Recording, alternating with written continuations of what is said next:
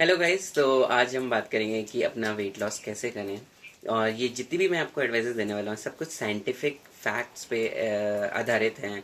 और जिस इन सब सारे फैक्ट्स और सारी साइंटिफिक एविडेंस का लिंक मैंने डिस्क्रिप्शन बॉक्स में दिया है, आप जाके वहाँ से देख सकते हैं, इन सबको पढ़िए। अगर आप देखो, हर किसी को मालूम है मोटापा से दिल की बीमारी होती है, मोटापा से कैंसर्स होते हैं, मोटापा से आपके बीपी, शुगर, बहुत सारी अनेक प्रकार की बीमारियां हो रही हैं। पर फिर भी हम लोग थोड़ा सा प्रयास करते हैं वजन कम करने का, पर पूरी तरह से नहीं कर पाते, क्योंकि हम आखिर फिर आलसी हो जाते हैं। और इंसान सबसे ज़्यादा इंटेलिजेंट होता है, पर यहीं पे वो बेवकूफ़ी कर जाता है अपने स्वास्थ्य के साथ। वो पूरे जीवन पैसा कमाता है और फिर उस पैसे से ही सारी जंक आइटम खरीद रहा है, सारे पैकेट की चॉकलेट, टॉफ़ी और जंक फूड आइटम, जिससे उसका बॉडी वेट हो उसमें वो लगा रहा है, उससे वो शराब ले रहा है, उससे वो स्मोकिंग चालू कर रहा है। और ये सारी चीज़ें वेट गेन करती है, आपका वजन बढ़ाती है। फिर उसके बाद उसी पैसे को वो वेट लॉस कराने में लगाता है। वो किसी एक पर्सनलाइज एक ट्रेनर रख लेता है, या फिर वो जो है डिफरेंट टाइप ऑफ डाइट खाने लगता है, जिसमें भी वो पैसा खर्च करता है, जिम की मेंबरशिप ले लेता है,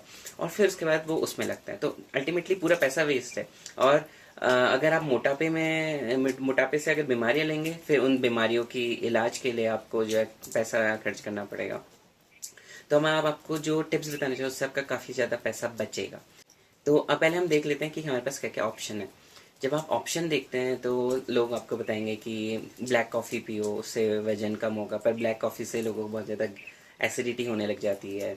और अगर लोग आपको दूसरा कि आप सुबह उठ के गर्म पानी में, गुनगुने पानी में नींबू निचोड़ के शहद डाल के पिए, उससे वजन कम होगा। ये सारे आयुर्वेदिक नुस्खे हैं, इनका कोई एलोपैथी या साइंटिफिक कोई अभी तक ज़्यादा एविडेंस नहीं है। पर हाँ, अगर आपको ये सूट करता है तो उससे कोई नुकसान नहीं है।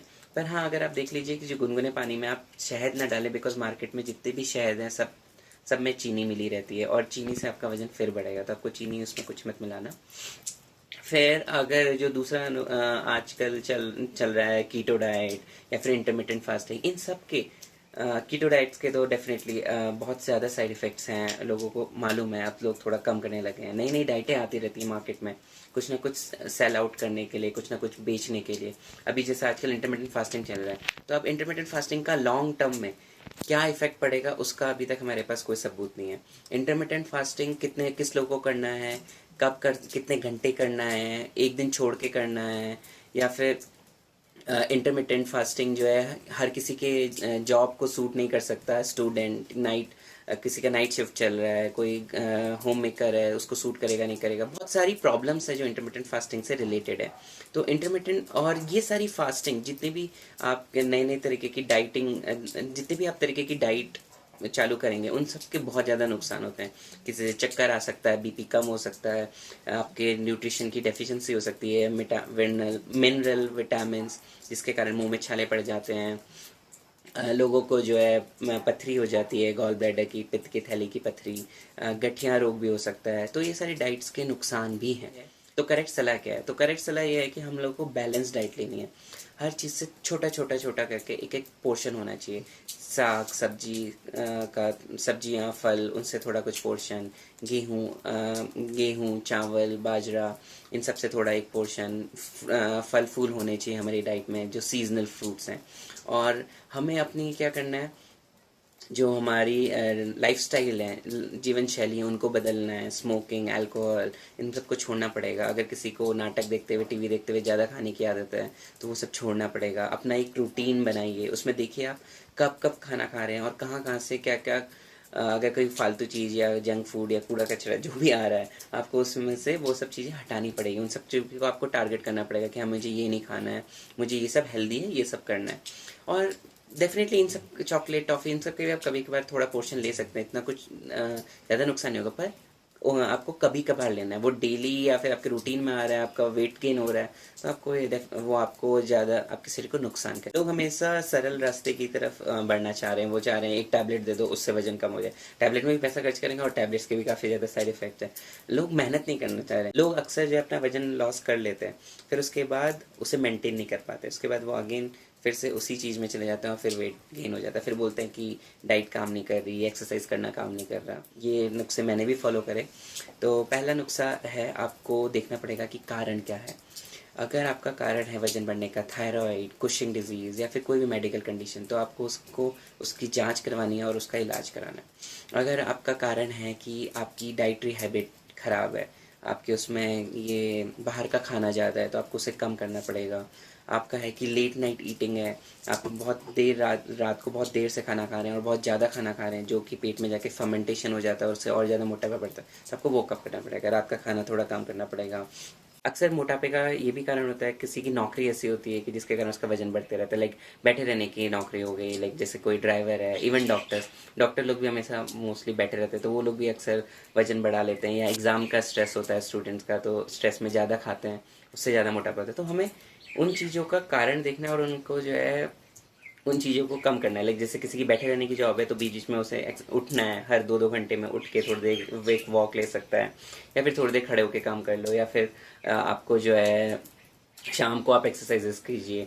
स्मोकिंग, अल्कोहल, अगर आप दारू, सिगरेट, कुछ ये सब का सेवन करते हैं, तो उसे आपको छोड़ना पड़ेगा। तो एक कारण को ढूंढना बहुत ज़्यादा ज़रूरी है।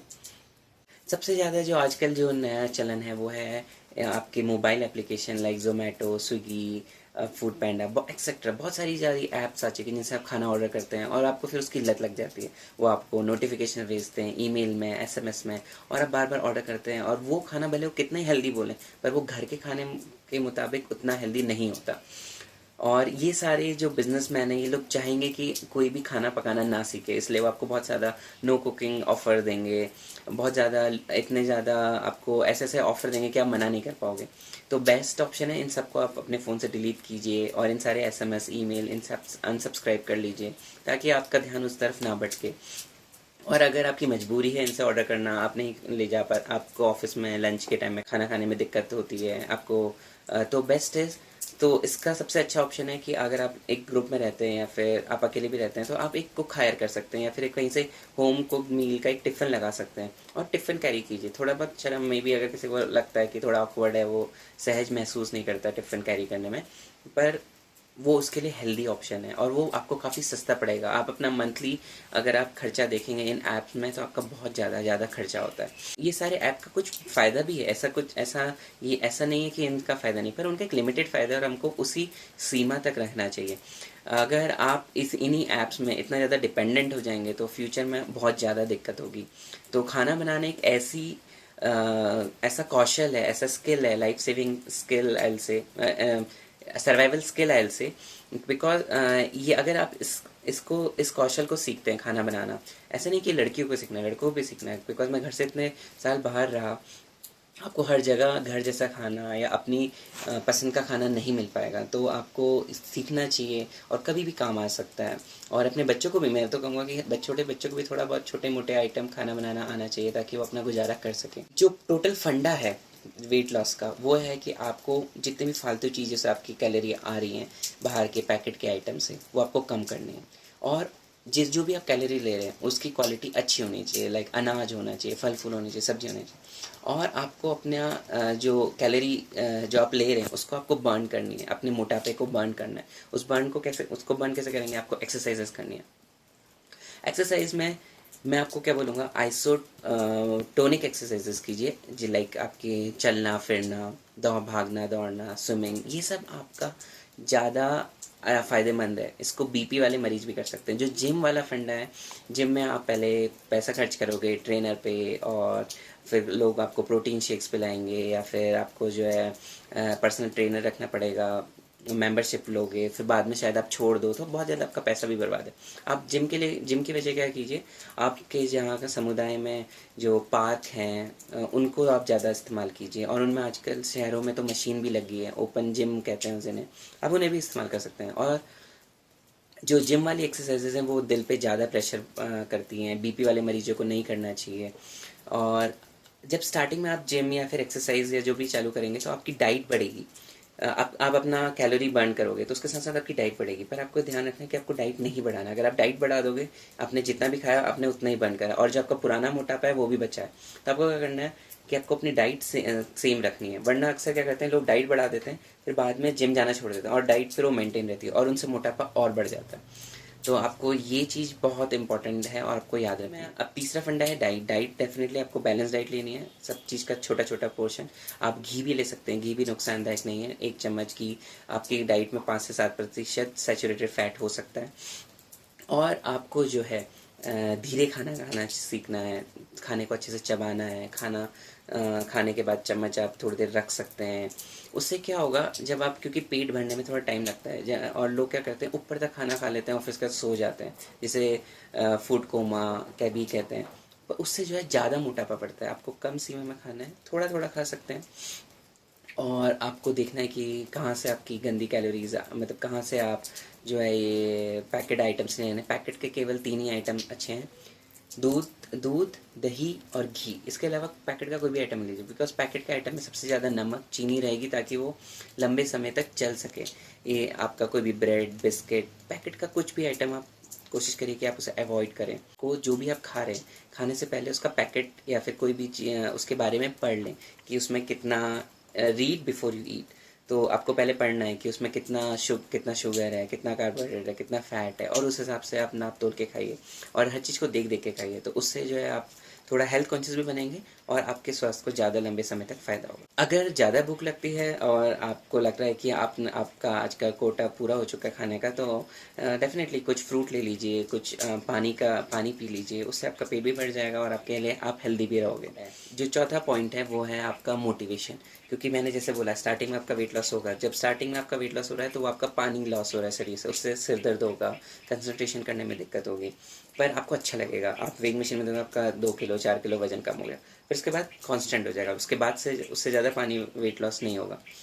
तो उस टाइम में अपना हिम्मत नहीं हारनी है। उस टाइम में अगेन अपना एक्सरसाइजेस कंटिन्यू रखना है, डाइट मेंटेन रखना है। उसके बाद फिर से आपका वेट लॉस होगा। मोटिवेशन के लिए आपको क्या करना है, आप वेइंग मशीन ले लीजिए। अगर आप डेली देखोगे आपका वेट लॉस कम हो रहा है, या वीकली देखोगे तो आपको अच्छा लगेगा। या फिर वेइंग मशीन में बहुत बार एरर रहता है। सबसे अच्छा क्या है कि अपने आर्म का, यहाँ का, कोहनी का और ऊपर कंधे का एक मिड पॉइंट ले लीजिए, बीच का हिस्सा, और उस पर आप हमेशा मेज़र कर सकते हैं। या फिर अपना पेट का सबसे बेस्ट होता है कि पेट का मोटापा होता है, ये बहुत खतरनाक होता है। तो क्या है, अपनी जो आपकी रिब केज है, उसकी लास्ट रिब और आपकी जो पेल्विस की जो हड्डी है, उसका मिड पॉइंट ले लीजिए। उसका मतलब बीच का पॉइंट, आप वहाँ पे हमेशा जो है मेज़र कीजिए और देखिए आपका कितना सेंटीमीटर कम हो रहा है। जो पेट वाला मोटापा, ये सबसे ज़्यादा खतरनाक होता है, तो आपको उसको कम करना है। तो इससे आप मोटिवेटेड भी रहेंगे। और मोटिवेशन का दूसरा फंडा, जब आपको दूसरे लोग कॉम्प्लीमेंट करेंगे, हे आपका वजन कम हो गया, और आप फुर्तीले महसूस करेंगे, तो आपको और ज़्यादा मन करेगा कि वजन कम करने का, जो जिससे आप लगे रहेंगे कि वजन कम करने पर। हमारा जो फंडा है, वजन कम करना है और फिर उसे मेंटेन करना है। हमारा जो फंडा है उसमें केवल मोटापा कम करना है। ये नहीं कि जो आपका प्रोटीन है, जो आपका मसल है, जो मांसपेशियाँ हैं, उनका भी वजन आप सुकड़ा दो, कम कर दो, नहीं। हमें वो नहीं करना है। फिर वो बाद में आपको जो है ज़्यादा नुकसान पहुँचाएगा।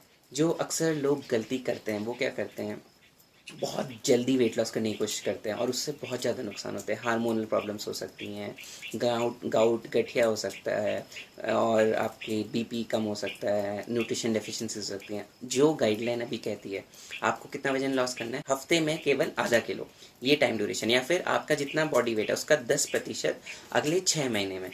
इस गाइडलाइन को फॉलो करोगे तो आपको कभी कोई नुकसान नहीं होगा। 10% of your body weight in 6 month, ये बहुत अच्छी गाइडलाइन है।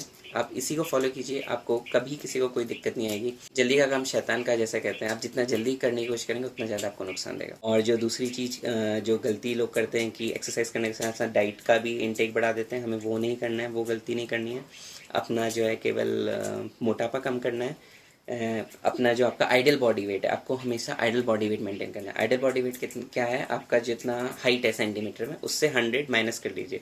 जो नंबर आएगा उतना आपका वजन केजी में होना चाहिए। जैसे अगर 180 सेंटीमीटर का आदमी है, अब उसकी हाइट से आप 100 माइनस कीजिए तो 80 आ गया, तो उसका वजन 80 के आसपास होना चाहिए। नहीं करना, ये बहुत इजी फॉर्मूला है। लोग बीएमआई पे फॉलो करते हैं। अगर आपको बीएमआई सूट करता है तो आप बीएमआई भी अपना नॉर्मल रखने की कोशिश कर सकते हैं। वेइंग मशीन पे ज़्यादा डिपेंडेंट ना रहे, वो आपको गलत भी दे सकता है। सबसे यही 4 फंडे याद रखना कि मोटापे का कारण ढूंढना और उसका जो है निवारण करना, अगर जो भी कारण है, या उसको जो है आपको इशू को एड्रेस करना है। दूसरा, आपको डाइट कंट्रोल करना है, अच्छी हेल्दी डाइट लेनी है।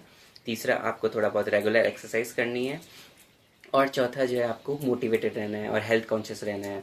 देखना है कि आप हेल्दी आइटम खा रहे हैं और कोई भी गलत चीज़ जो है आपके जो बॉडी को हार्म कर सकती है वो सब ना लें।